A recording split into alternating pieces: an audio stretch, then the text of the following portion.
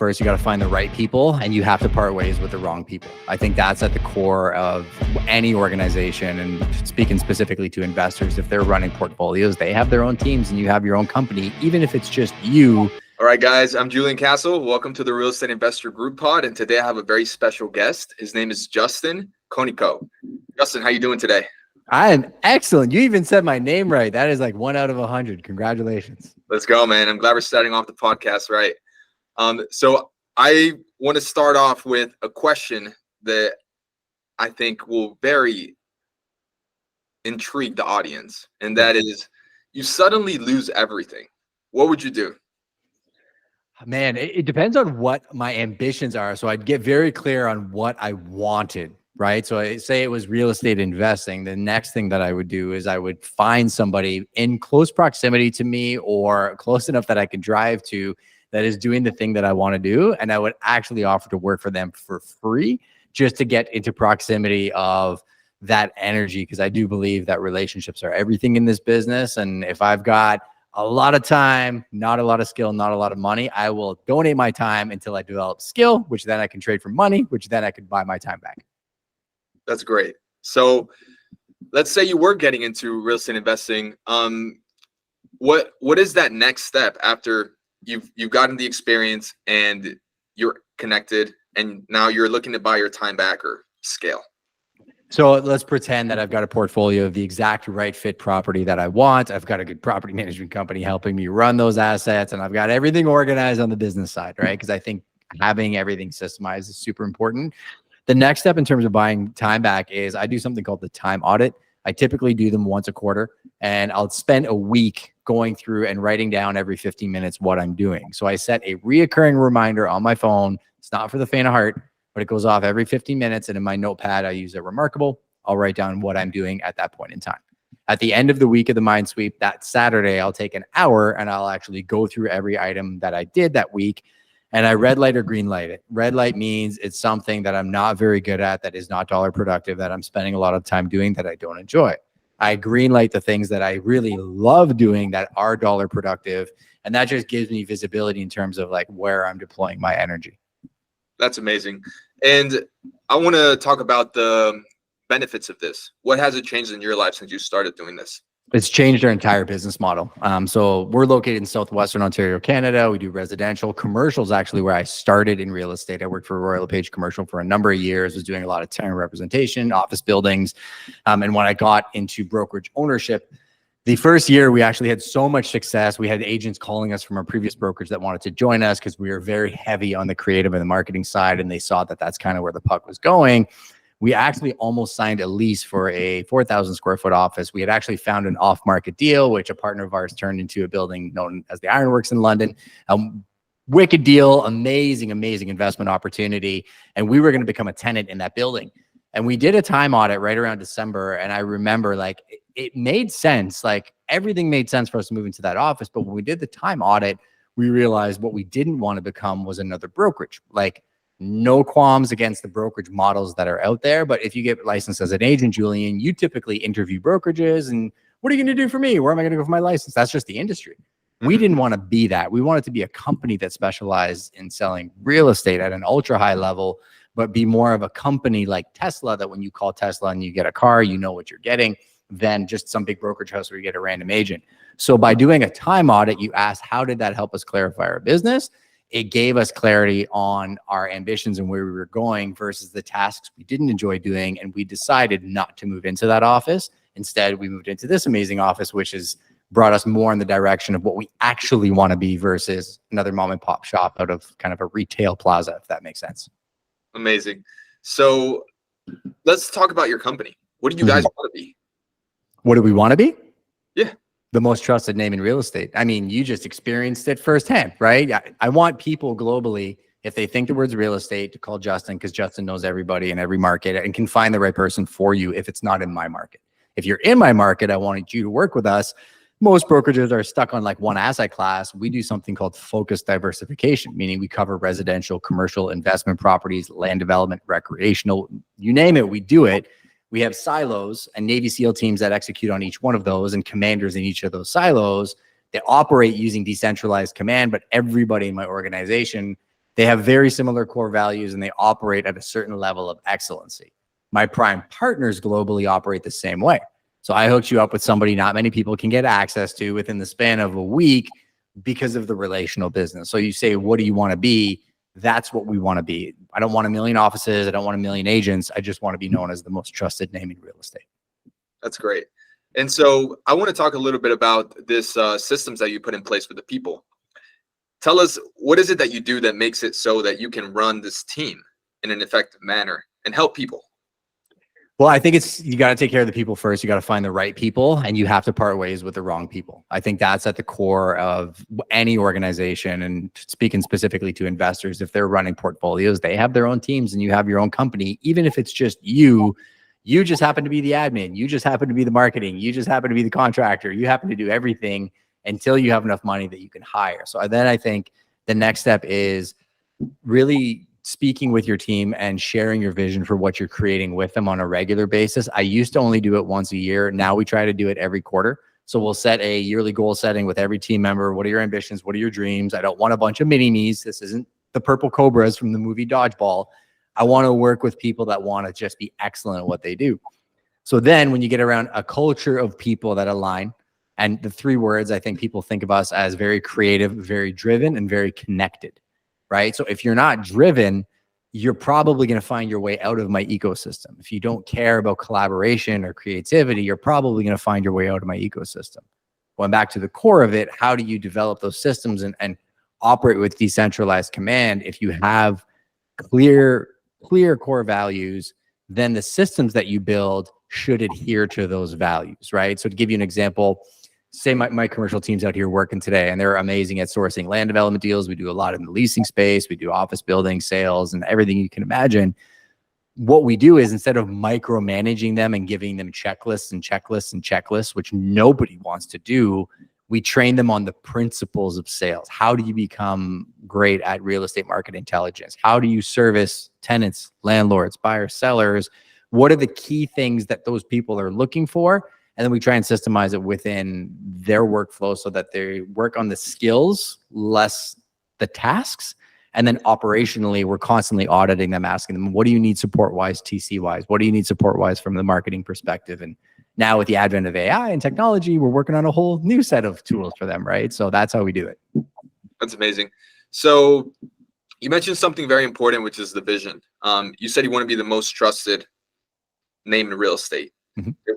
What can you recommend to someone who wants to create that vision that will gravitate other people who are A players into their team? There's actually a course I took, Simon Sinek. It's called Find Your Why. And I'll give you a little snapshot of it. The course is like, I think $200. I'd say 100% it's worth it. Actually, if you want to do a little game, I'll buy the course for one of your viewers if they like share or subscribe to my YouTube channel, whatever. You come up with the contest. You can do it through email, whatever you want to do. You send me one name, I'll buy them the course.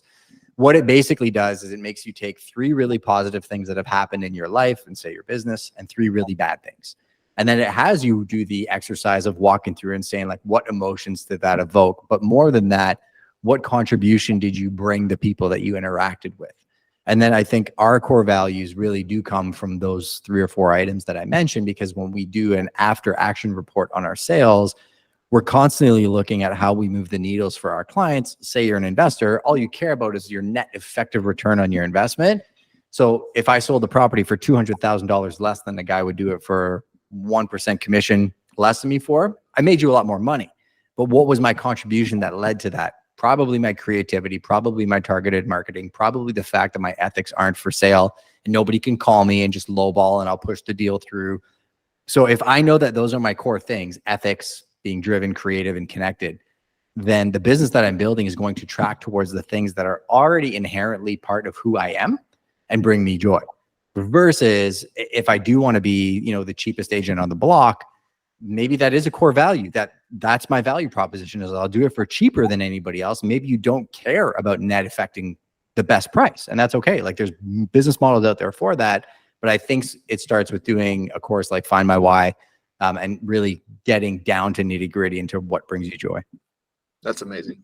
And so now that you've been building this company, can you give us a ballpark of the number of team members you have? And for example, the number of transaction volume you helped or something like that, so people understand why you're coming in with authority? Yeah, so the team did 357 transactions last year, and that myself, my own personal business, I probably gave $1 million away in GCI to the team last year of my own personal business, and then I have my own production outside of that. So volume-wise, we're about 28 people. I think we're down to 26. I'd like to be around 20, to be quite frank with you. Just 20 people doing, call it 100 deals a year would be ideal. So we're tracking, our goal this year was 500 transactions. We'll see where we get to by the end of the year. An administrative perspective, we have basically one lead TC, one lead on the marketing coordination side. We have a supporting player under MC. We're probably 5 people on the supporting staff for those, call it 25, 26 people. Great. And who taught you how to build business?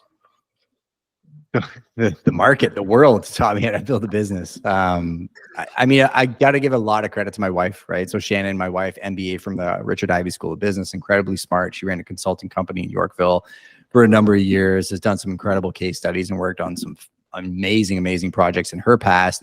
She was the one that pushed us into real estate. And I think together we taught ourselves, but then we also reached outside to other people building businesses. 2 people that I really consider mentors. Ryan Serhant, I met him back in 2018 before he had the courses. And I was actually going to hire another very well-known real estate coach. And I went to go see Ryan, basically got connected with him through a friend for a podcast, kind of just like this. And he gave me so much information. I didn't air the podcast till like 5 years later. And he was just very giving. And I actually asked him to be my mentor back then. He said no, because he's like, I just don't do that. I don't coach. I don't do anything. In the cab ride on the way home, I had asked my wife, I'm like, hey, this check we were going to write to the other coach, what if I offer that to Ryan? And I said, I don't need anything from Ryan. The email I sent him was like, hey, dude, I'll pay you X amount of dollars for that meeting once a year.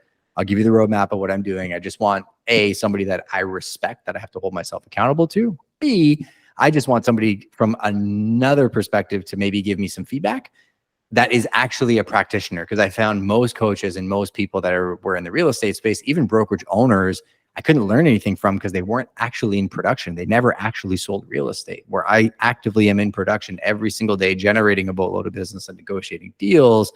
So that started that relationship, which was massive. Then it was going to other ecosystems.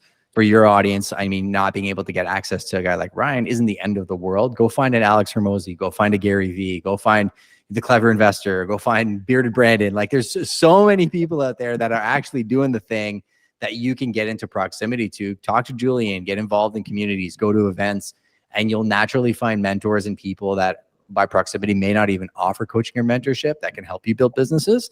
And then also look around in the room. So the biggest tip for newer investors is talk to other investors that are where you are, because you'll find people that have the same energy as you that in 5 years are going to have massive businesses. And if you talk to them when they're nobodies, when they're somebody, guess who's going to have access to them? I think that's been a big part of my success, is some of the relationships that people look at now and they're like, oh, you know, that's just a name that you can just pick off Facebook and I can just call them.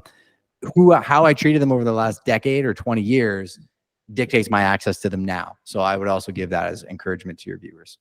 I think that's a very big value drop right there.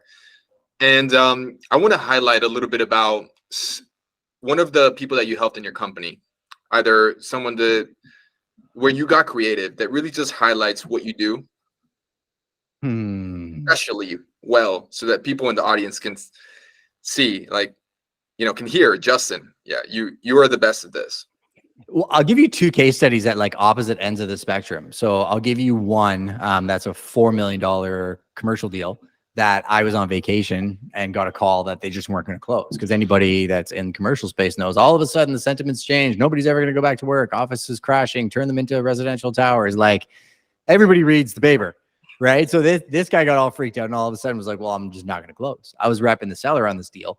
And your average agent would bury their head in the sand. I called my client and I was like, hey, you don't hire me for the easy ones. You hire me for when this happens. Don't worry, I got this. So the first call I made was giving him the assurances that I was on top of it, right? Not a call I wanted to make, but I was like, this is what's happening. This is the plan. So I think my biggest value prop is I never show up with just a problem. What do you want to do? He pays me to have solutions, right?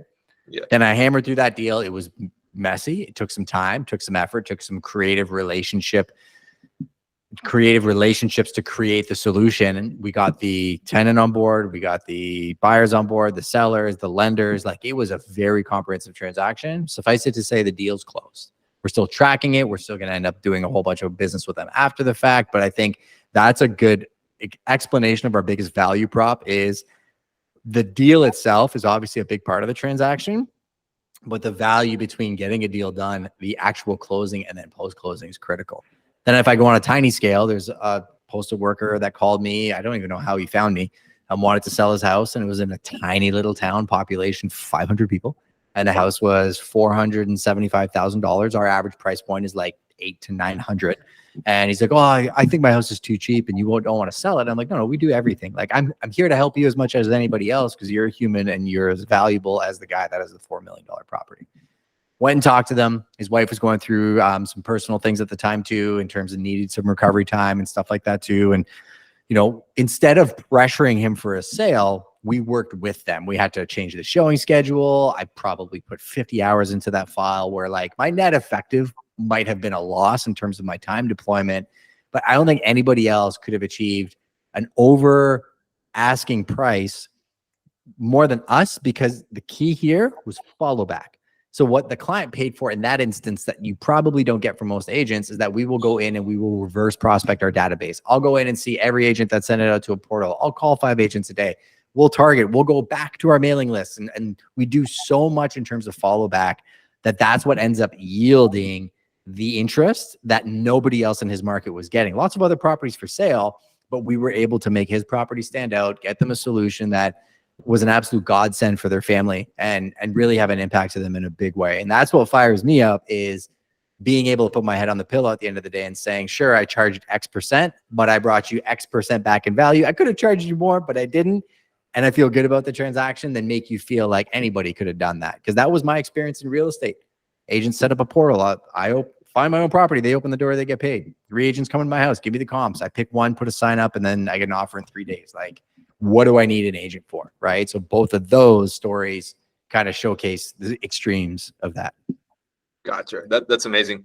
I want to ask you a question. We're on the topic. Why did you pick real estate? I didn't. My wife threw me off a cliff, kicking and screaming. My exact words to her was, "I don't want to be a greaseball on a golf course." I was in marketing and advertising. That was my background, and hospitality. So I ran the marketing and advertising for a chain of restaurants that was here. My mentor, Mike Smith, another huge mentor of mine, service industry, taught me how to treat people well and not worry about necessarily the dollar, putting people over profits. And my wife kept saying, "You'd be great at real estate. You'd be great at real estate." So with her MBA, business acumen, my marketing expertise, she kind of tricked me into getting my license, because I thought I'd save the commission on an investment deal. And then I got into it, and then got a big commercial office building out of the gate, and creative problem solved, did a deal nobody else can do on a building that people said we had no business getting. And that's what kicked it off. I got the check in the mail. I'm like, "Oh, okay. And people don't work hard in this industry?" I'm like, "We can do this." So yeah, that's how it works. That's awesome. I want to ask, are you investing yourself? We just bought a property, actually. Typically we do land. So like, I like the most boring, unleveraged real estate you can possibly imagine. People made fun of me for quite some time because use leverage. I'm like, well, now I look like a genius, right? Because everybody's leveraged to the hilt and trying to get out of deals. But we also just did a value add deal too, where we found something that there's, excuse me, a lot that we're going in for severance on. And, we have some opportunity to value add on the property itself. It's something we could have used for ourselves if we wanted to live in it. So like, when I look at something, I look at exit strategy. And typically if it's land, it's completely cash purchase. There's no financing in Canada anyways for where we're at here. But it's in areas where I know we have a very good insight into what's happening from a development perspective. So anything that is waterfront, anything that is riverfront, anything where there's hundreds of other developments coming, that there's a limited supply of those premium lots. We love that kind of stuff. And then anything where there's value add, buy a house, sever a lot, do stuff like that. We're not super active on the flipping and the investing stuff. I did that in the past, but with the one we have now, literally, we're going to be like, I just texted a flooring guy. I'm like, I'm doing this again, but it makes sense on this deal because of the exit strategy. Yeah, that's great. And so I want to know, your wife put you into real estate. What does she identify in you that would make you a good real estate investor, person working in that industry? Probably this, right? Like probably the energy that I bring to conversations, and like I'm just relentless and I just put my head down and work. I think the biggest success, and this is for anybody, you're in real estate or you're an investor, or you own a sneaker shop, whatever you do, if you are above average in your consistency, but sub-average in your talent, you will out succeed people that are above average in talent, but below average consistency. So I think she noticed that is like when everybody was partying, I was working. I was always working, but my energy was being deployed against low value items. And I think she identified that, well, if I just turn this laser beam of energy towards something that's much higher in terms of yield, then we'll find success, right? That's great. Yeah. That's awesome. And I want to know, what skills were you able to develop that would serve someone that wants to go down the same road, who happens to have the same energy as you, or similar, a similar skill as you, that would be able to go down this path? So one myth about me is everything I do from a content perspective is easy. I think the skill I was able to develop was being able to do stuff like this on camera and not second guess myself, because I'm actually a pretty introverted extrovert. Like I'm the most private public facing guy you'll ever see. I say no to a lot of speaking engagements and podcasts. I liked your approach. I liked your energy, which is why I was doing this to begin with. I see synergies in our business from connecting with you, and it was the right call. But to develop that skill set of being able to get on camera and say yes, a simple tip I could give people is this isn't going anywhere, people, right? Most people spend 80% of their time sourcing opportunities on their iPhone. So back in 2015, I think I started doing it. Maybe 2014, I started shooting short form video before anybody did short form video. So if you Google the hashtag, the closers daily, you will see some of the worst TikToks of all time on Instagram, because their TikTok didn't exist. They're like 1 minute videos of me explaining what a deposit is. And like just getting on camera consistently over time, I would encourage everybody to do, because people want to work with people they like, not necessarily brands anymore. So I think people are building personal brands, but I think you need to connect with the people that are in your community. And the best way to do that is to get on camera. And I think the best way to get good on camera is just constant consistency, repetition. And you can use apps like stories on Instagram. I shot a bunch this morning that are going to disappear in 24 hours. Very easy way to get used to seeing and talking to the camera without worrying that it's going to be there in perpetuity. I'm sure there's tons of content I shot that shouldn't be out there anymore. I don't care, because there's so much of it. Nobody's ever going to go through all that content, right? Yeah, that's great. Now, what is you noticed that you got into Ryan as a mentor. What is the important part of getting a mentor? And if you can share, what has Ryan brought into the table, into your life, that you've been able to completely drastically change and improve? Yeah. So, I mean, the biggest thing he taught me in the beginning was my relationship with my wife and communicating better with her, right? Because he's doing it at a level well beyond what I was doing, which is why I reached out to him. And he said, honestly, he treats his wife like the most important business partner he has. So over communicating timetables, giving her the ability to understand my schedule, why I'm doing what I'm doing, make changes to my schedule based on our ambitions, and do that as an actual collective, versus treating your spouse like an afterthought. Because I think that the reason a lot of relationships die in business is I'm at work all day, working so hard to bring food to my family's table. She doesn't know that. She just sees me doing this type of stuff and may think, oh, he's just gallivanting around, grabbing lunches, doing this and that. I'm driving hours and hours and hours. So in my mind, I'm like, yeah, she totally sees what I'm doing and she gets it. But if we never actually communicate about what I'm doing and I'm coming around at all hours of the night, there's no consistency. How is she supposed to build a life unless we're doing it together? So he said that early on. He's like, no appointments after 6 unless it's dollar productive. And even at that, my wife has the ability to veto those meetings. And if she vetoes it, she vetoes it, right? Typically 1 day a week where you try and unplug completely. And then another day of the week, that's kind of your spouse's day, that if they need to do stuff, you kind of work that day around that person. What that structure did, actually, I'll give you a couple more steps. I'll explain what the structure did.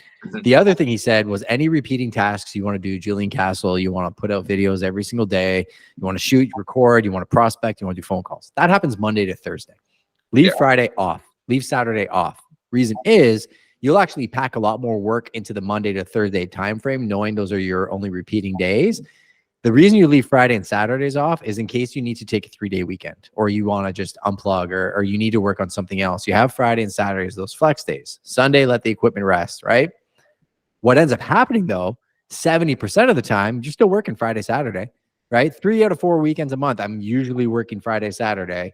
And it's just like bonus time, bonus days. I'm working on other projects, the stuff you always put off, or I'm prospecting and I'm doing dollar productive stuff. It doesn't mean that I don't go out and make appointments on these days. Deals come up, like I'll work like anybody else. But the initial framework he gave me then allowed me to consistently move the ball forward on major aspects of my business because they were scheduled before anything else.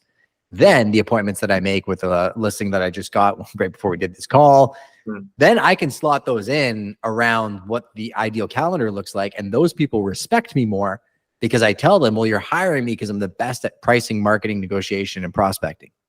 This is when it happens. I can literally pull up my calendar and show them. And they're like, oh, and guess what? I'm a normal human being and I have time for friends. And I'm more rested than most agents doing the volume that I do because look at how I've structured everything in my life. So I think him giving me that insight of creating a simple, repeatable structure has led me to look like I'm busier than most people, yet be more accessible than almost anybody at my level or even above my level, I would argue, and be so joyful when I'm actually in business that my competitors can't compete with me because they're exhausted from running ragged and falling forward in their business. So I would definitely say that key of the relationship building piece with my wife, coupled with a simple, repeatable schedule, was one of the biggest things I learned from Ryan.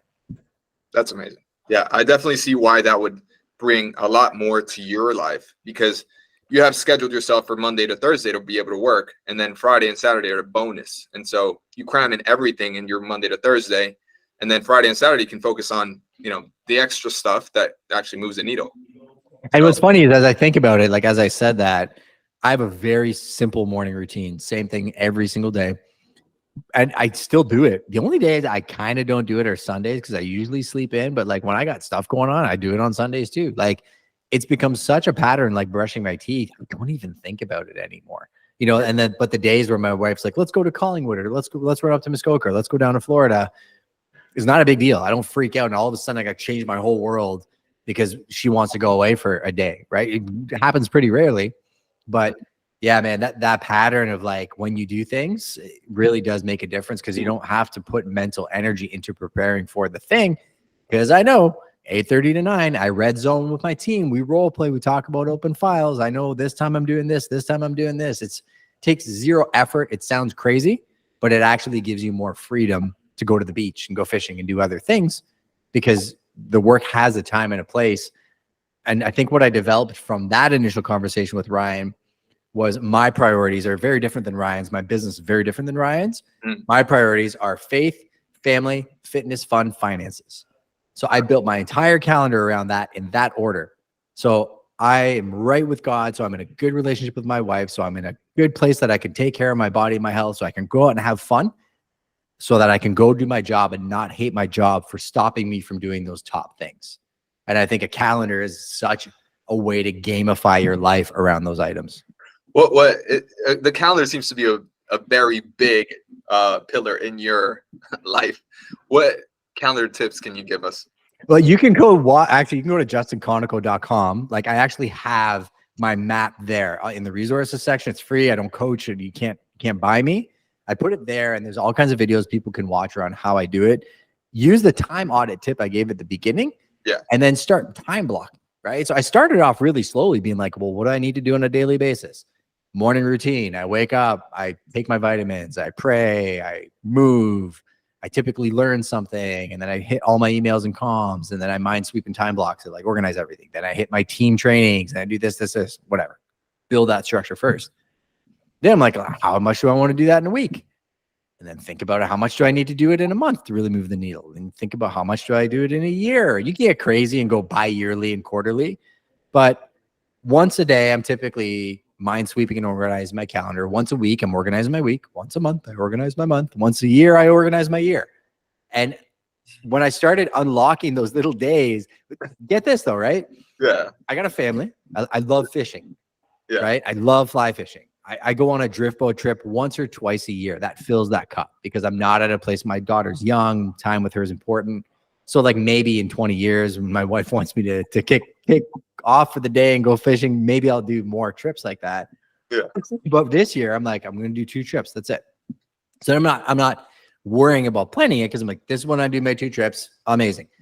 Every year I say everybody should do a massive vacation, 3 to 4 weeks. Mhm. Put it in your calendar. Then it's there. Every quarter, you should take 7 days off, do a staycation, maybe go somewhere fun. Once a month, you should, take a 3-day weekend. And then every week you should go do something fun that scares you. So like this evolution of constantly bolting on things, then you can take those 5 F's I gave you, find things that stack. My daughter loves fishing with me.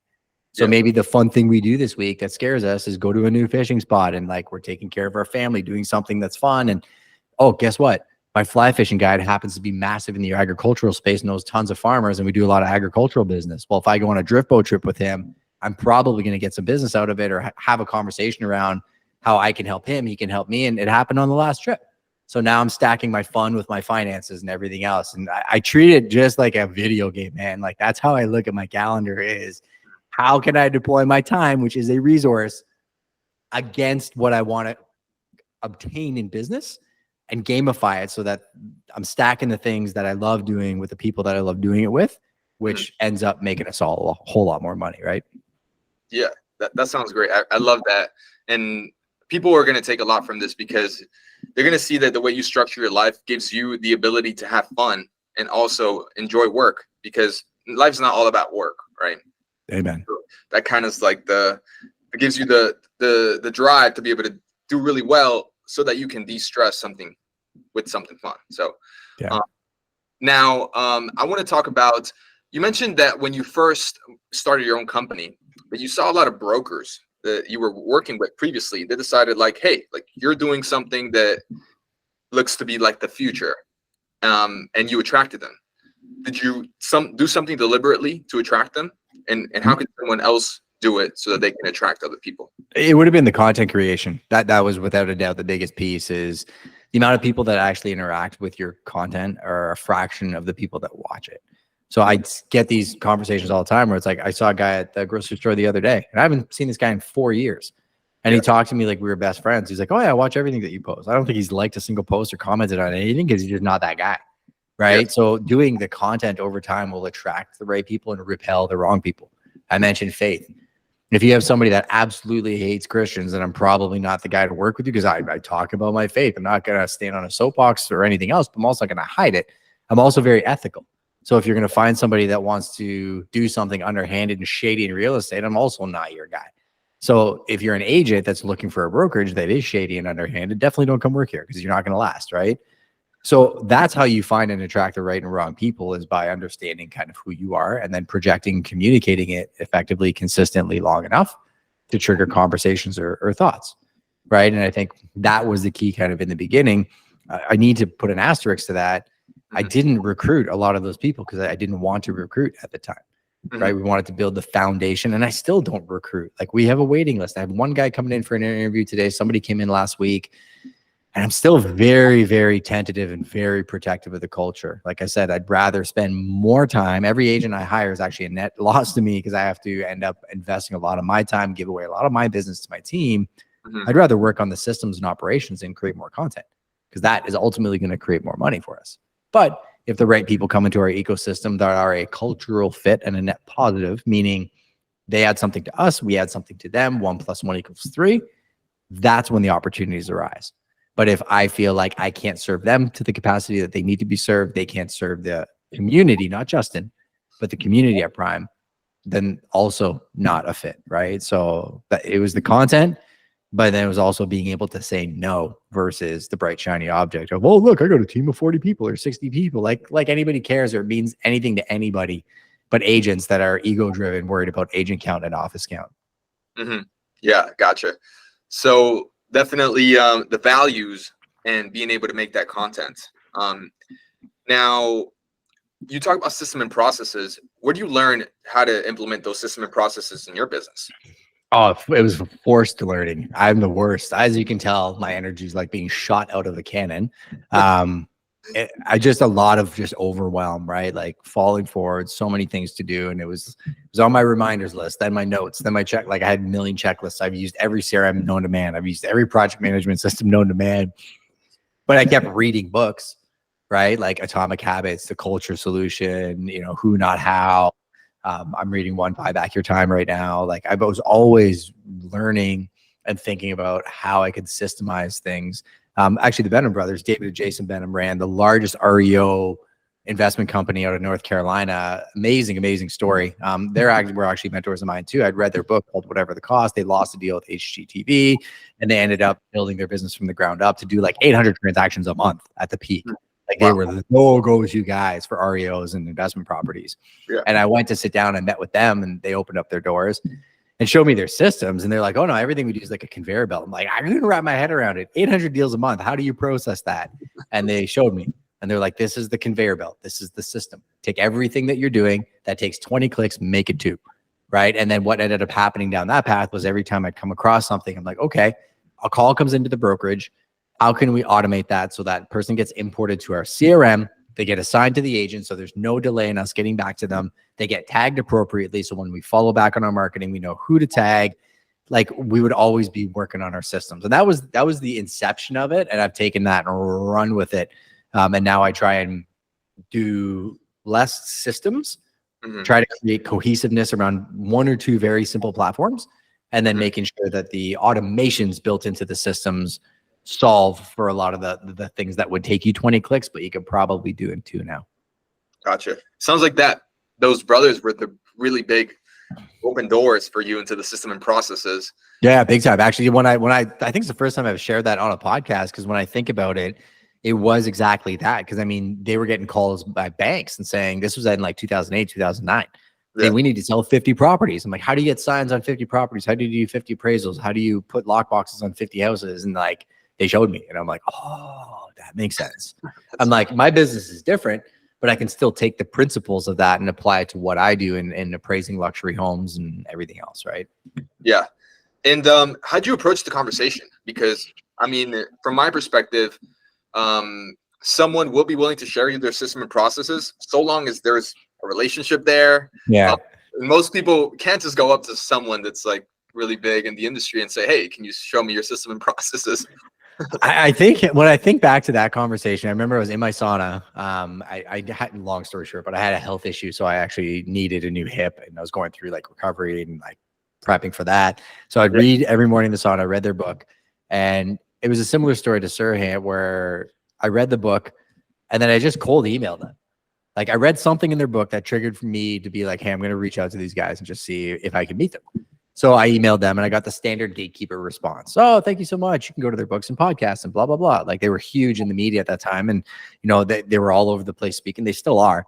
And my response to her was very different than I think your standard person's. I was like, yeah, no, that's great.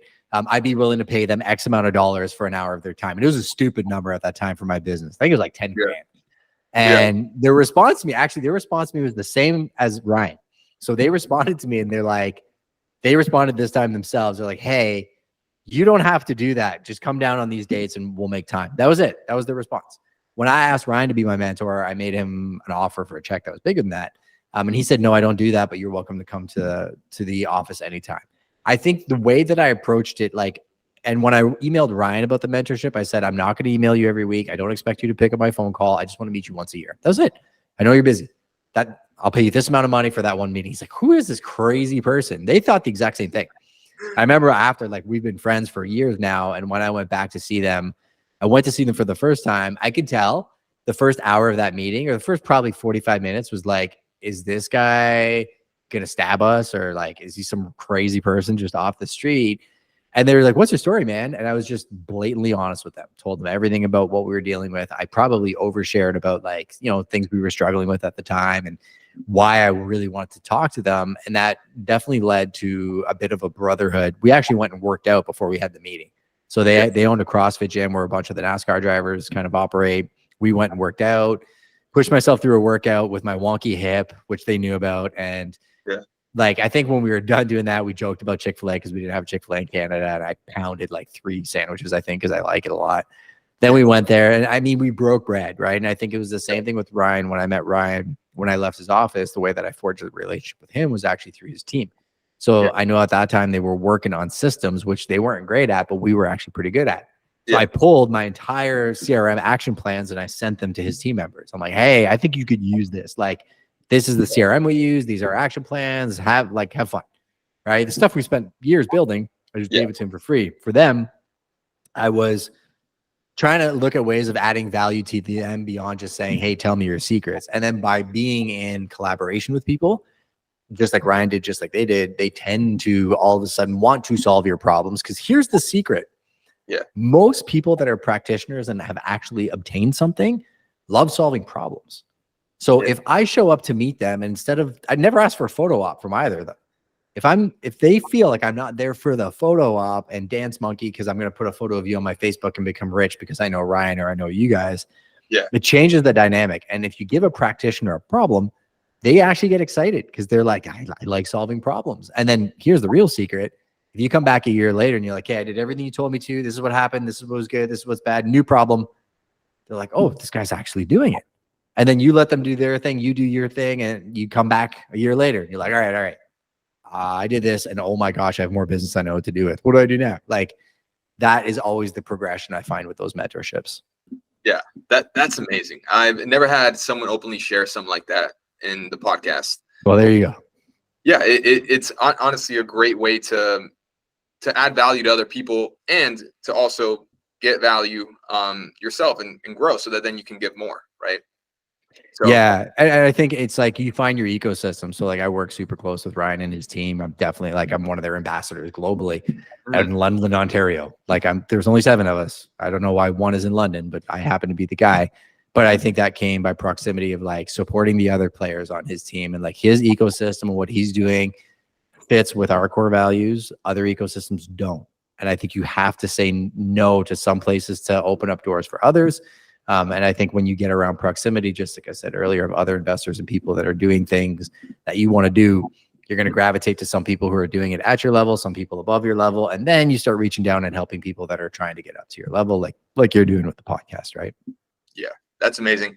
All right. Well, I really want to emphasize this. If you love Justin, I want you to reach out to him. And Justin, where can they find you? So Instagram is probably the easiest place to find me and DM me, connect with me. My YouTube channel is where you're going to get a ton of content. I'd say my personal channel, justin.konikow. And then on my website, justinkonikow.com, you're going to find all my resources. You can sign up for my mailing list.